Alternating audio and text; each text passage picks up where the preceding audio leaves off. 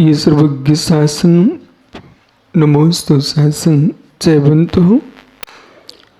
जयवंतो वितराग श्रवण संस्कृति।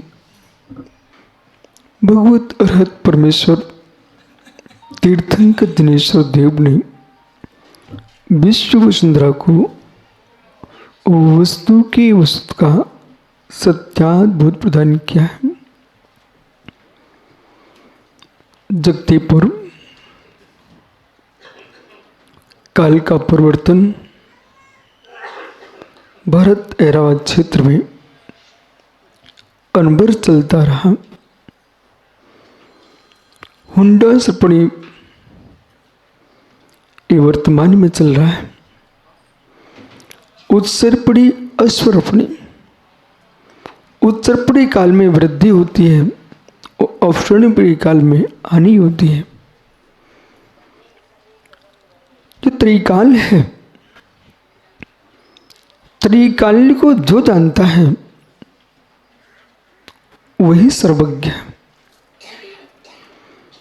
त्रिकाल के त्रिकालिक द्रवगुण पर्यायों को एक साथ जानने वाला है, उसका नाम सर्वज्ञ है। जो सर्वज्ञ है वह आत्मज्ञ भी है। आत्मज्ञ है वही सर्वज्ञ हो सकता है। जो आत्मज्ञ नहीं है वो सर्वज्ञ भी नहीं हो सकता। इतिहास जो लिखा जाता है वह एक द्रव की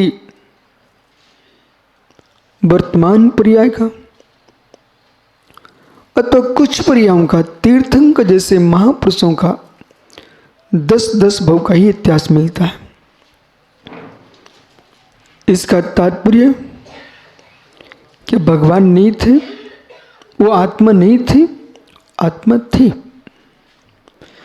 ग्रंथकर्ता कितना ग्रंथ का विस्तार करता, मात्र एक जीव के भवों की व्याख्या की जाए, इस पृथ्वी पर उन ग्रंथों को रखने का स्थान नहीं मिलेगा। एक व्यक्ति के भवों की व्याख्या की जाए, स्थान ही नहीं मिलेगा। बोले क्यों? सत्ता सप्यत्ता सविश्वरूपा अनंत पज्जाया। एक जीव की जो है अनंत पर्याय, एक द्रव्य की अनंत पर्याय है। तो अनंत पर्याय में जितने शरीर प्राप्त किए हैं जीव ने, इतना वियोग किया इस जीव ने, इतना वियोग किया जीव ने कि तुम्हारे वियोग में तुम्हारी मां की आंखों में आंसू टपके हैं। वो मां के आंसू संग्रह किए जाएं, समुद्र के समुद्र बहलाएंगे। इतनी बार जीव ने जन्म मरण किया है। जिसको इस बात का भय है, अहिंसा परम ब्रह्म पर दृष्टि है, और जो नहीं चाहता मैं मेरे वियोग में मेरी कोई मां मिले बिलखे कि मेरे जन्म पर मेरे नाल को गाड़ने के लिए भूमि खोदना पड़े, अथवा इन शरीरों को मैं प्राप्त करूं जिसका संग्रह करके दुर्गंध फैले दुनिया में, अग्नि से संस्कार हो। कितनी हिंसा है। जो जन्म मरण ले रहा है वो हिंसक है। जिसका जन्म मरण चल रहा है वो हिंसा है। इससे दीक्षा का तात्पर्य है मित्र कि मेरे सहयोग में कोई मुस्कुराए ना, मेरे वियोग में कोई बिलखे ना, कोई बिलखे ना। ये दृष्टि है दीक्षा की कि निर्वाण की प्राप्ति जिसने कर ली है वही परम अहिंसा की फल को प्राप्त कर चुका है।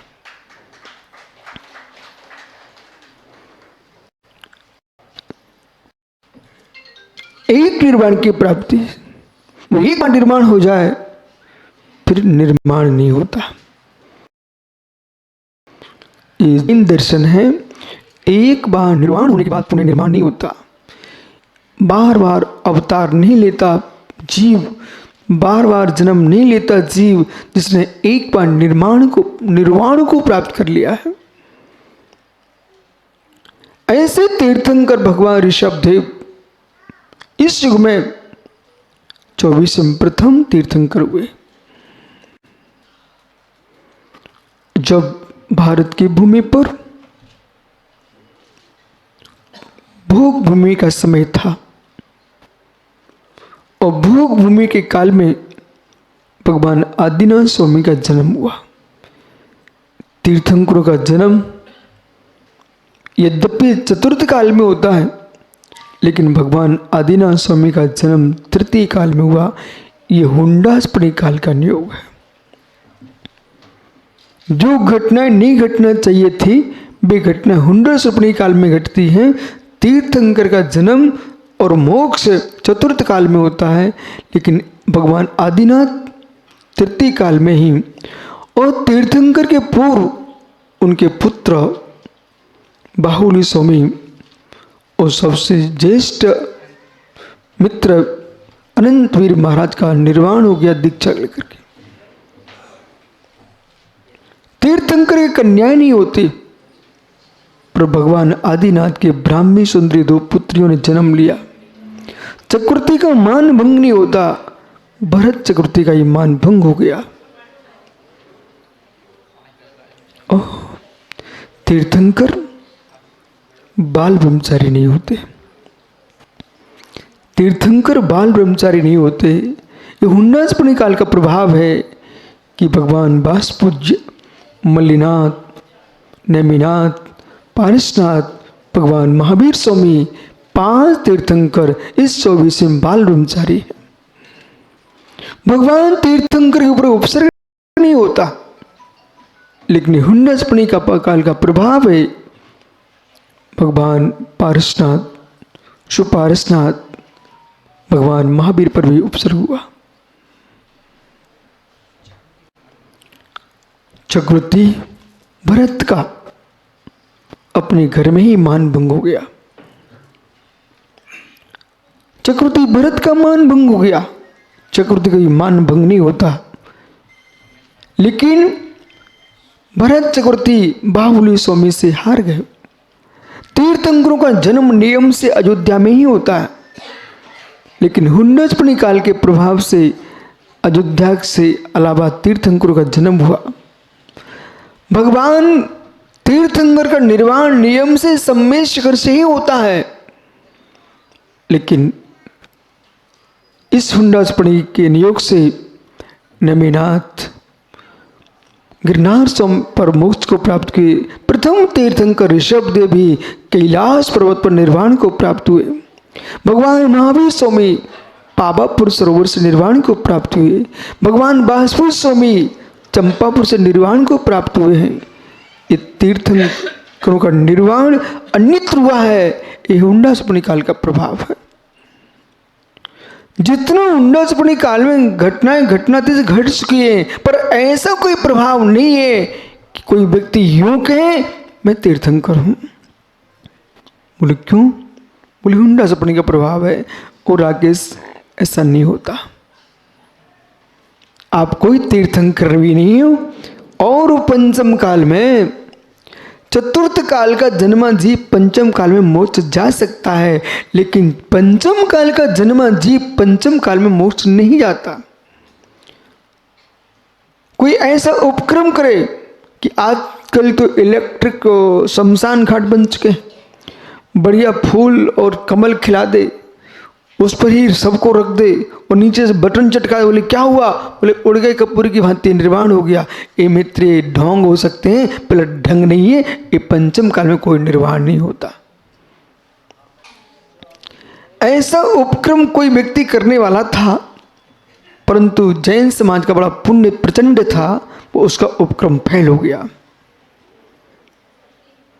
एक कलयुग है, लोगों को मालूम रहता है सत्य क्या है, फिर भी मान कसाय सत्य पर जीने नहीं देती है। हर व्यक्ति को मालूम है सत्य क्या है। क्या जो व्यक्ति चौके में खोटा मिला करके बेच रहे हैं, उन्हें मालूम नहीं है क्या ये मैं गलत कर रहा हूँ, पर लोभ के पीछे कर रहा है। वर्तमान जो व्यक्ति पर स्त्रियों को देख रहे हैं, जो नारियां पर पुरुषों को देख रही है, क्या उन्हें मालूम नहीं है मैं गलत हूँ? पर वासना के पीछे व्यक्ति सब कुछ भूल रहा है।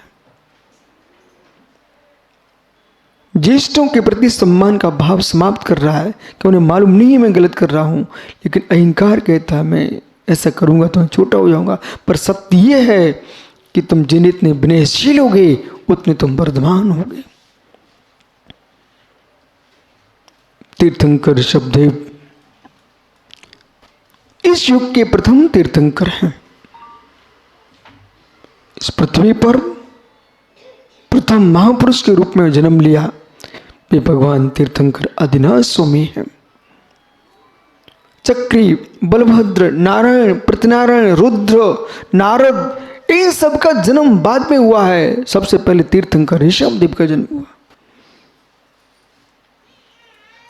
ऐसे तीर्थंकर 24-24 अनंत अनंत हो चुके, अनंत अनंत होते ही रहेंगे। इसलिए कोई यूं कहे कि श्रवण संस्कृति किसी अन्य संस्कृति का अंश है अथवा उनकी शाखा है, ये मित्र उनका प्रलाप मात्र हो सकता है।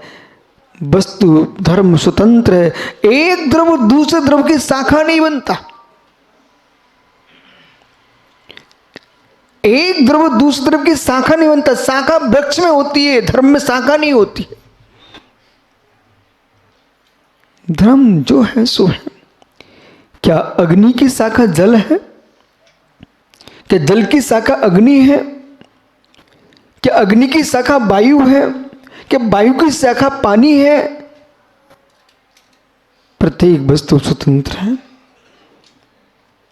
क्या पिता के जीव की शाखा पुत्र है? क्या पिता के जीव की शाखा पुत्र है? पुत्र का जन्म हुआ है। रजवीर माता पिता का हो सकता है, लेकिन आत्मा माता पिता की नहीं होती। शुक्र श्रोहित माता पिता का हो सकता है, लेकिन जीव माता पिता का नहीं होता है। प्रत्येक जीव स्वतंत्र होता है और प्रत्येक जीव स्वतंत्र है। उसका धर्म स्वतंत्र है, उसका स्वभाव स्वतंत्र है। ऐसे मित्र प्रत्येक धर्म स्वतंत्र है। प्रत्येक धर्म स्वतंत्र है। कोई किसी की शाखा नहीं है। अड़ु अड़ु स्वाधीन है। मैं स्वतंत्र हूं। मैं स्वतंत्र हूं। मैं न भगवान का अंश हूं, न गुरु का अंश हूं, न माता पिता का अंश हूं। मैं स्वतंत्र निज का भगवान हूं। भगवान ऋषभदेव ने यही बताया। प्रणय, प्रणीत, प्रणव, प्रणत, प्रणत, इन सब मुनियों ने जो दीक्षा लिए ये मात्र अपनी स्वतंत्रता का अनुभव करने के लिए लिए। न भगवान महावीर के लिए ली है, न विशुद्ध सार के लिए है। मित्र आपने अपने कल्याण के लिए ली है, और जिसके लिए आपने ली है उसको हासिल करने है, इसे मेरी प्रसन्नता है। साध्य सागर, संकल्प सागर, सौम्य सागर, शाश्वत सागर जी, सद्भाव, संयत, संयत, साक्ष, इतने मुरझाजों का आज दीक्षा दिवस है। तो 13 मुरझाज आज के दिन दीक्षित हुए हैं। वे 13 प्रकार का चारित्र का पालन करें और अष्टम अवस्था को प्राप्त करके 8 कर्मों का क्षय करके और 8 गुणों को प्राप्त करके सदा सदा शिवत्व को प्राप्त करें। इस संसार में कभी ना भटके, इसलिए दीक्षा ली है। भगवान तीर्थंकर को मालूम रहता है मेरा निर्वाण नियत है। जिनसेन जी मित्र, ऐसी भावना भाव,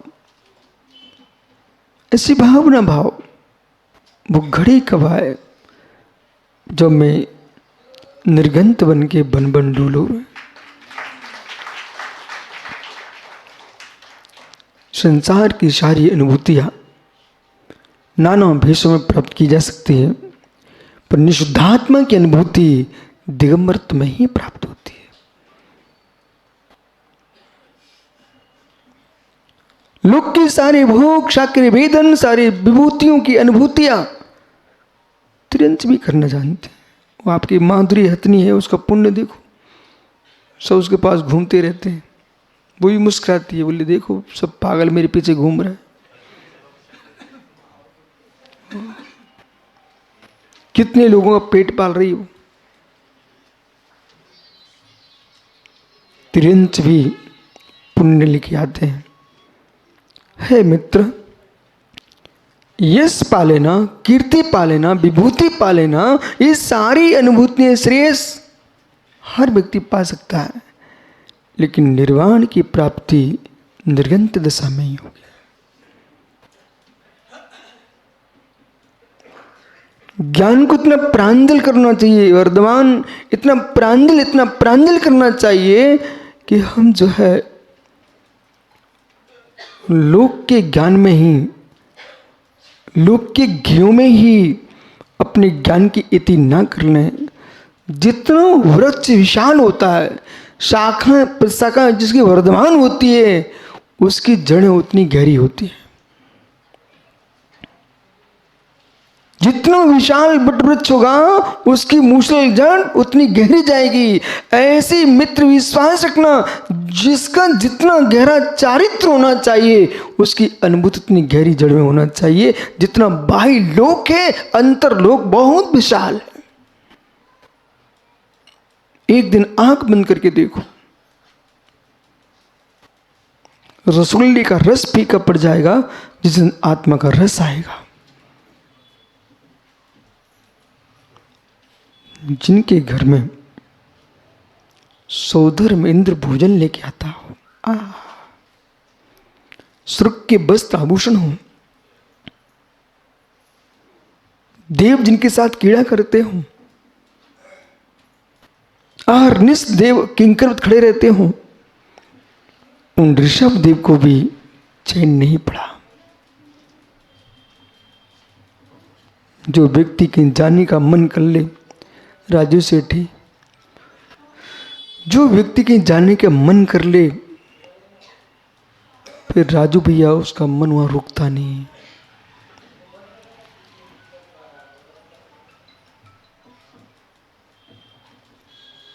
एक बार मन हो जाए, माताओं, भले आप कहते हो मेरे पिता का घर बहुत अच्छा है, भाई के कलाई पर राखी बांधते हो, पर सत्य भी बोलना चाहिए। बोले स्वामी, जहाँ मन लग जाता है, भाई के घर मेहमानी के लिए अवश्य आते हैं, पर चित्त पति के घर में ही ठहरता है।